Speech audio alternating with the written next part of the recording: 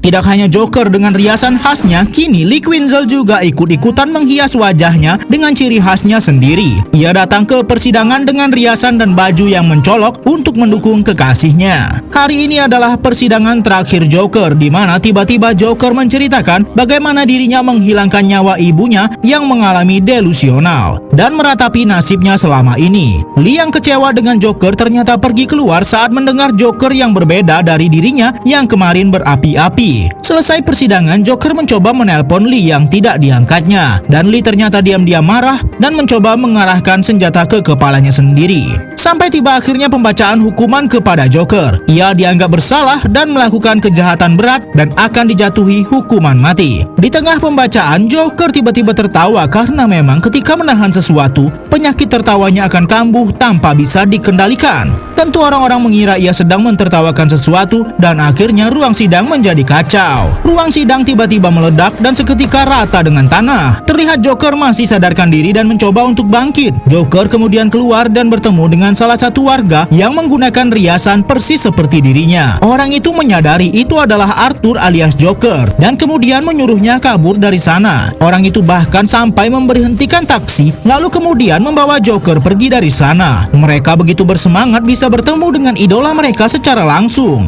Mobil terjebak macet dan kemudian Joker keluar dari mobil itu dan berlari menjauh dari sana. Ia bahkan berlari dari kejaran orang-orang yang awalnya mencoba menyelamatkan dirinya. Joker kembali ke daerah rumahnya yang suram dan ketika ia melewati tangga yang menjadi jalan pulangnya, tak disangka ternyata ia melihat Lee Quinzel berada di sana. Langsung saja Joker bersemangat dan kemudian berlari mendekat kepadanya, di mana kini Lee Quinzel bahkan memotong rambutnya sangat pendek. Joker mengatakan kepada kekasihnya ini bahwa ia sekarang bebas dan mereka akan pergi bersama. Namun Lee Quinzel menjawab bahwa mereka tidak akan pergi kemanapun. Lee ternyata kecewa dengan Arthur alias Joker yang menyerah dengan fantasi yang sudah mereka buat. Pada akhirnya Lee Quinzel mengucapkan salam perpisahan, lalu pergi meninggalkan Joker. Tak lama kemudian mobil polisi sudah datang mengepung Joker dan lagi-lagi Arthur akan dibawa ke dalam penjara. Arthur kembali menjalani kehidupannya sebagai tahanan. Tiba-tiba penjaga memanggil Arthur karena ada seseorang yang mengunjunginya, dan ketika itulah ada seseorang yang mendekat kepada Arthur dan mengatakan ia akan memberikan lelucon kepada Arthur. Ia menceritakannya dan Arthur mendengar dengan serius, tapi dalam sekejap orang itu malah menusuk Arthur. Arthur tak bisa berbuat apa-apa. Ini sama menyakitkannya dengan perilaku yang dulu menganggap Lee kekasihnya menembak dirinya. Arthur alias Joker pun kini sudah menghilang. Sampai akhir hidupnya pun semua orang selalu berbuat buruk kepadanya.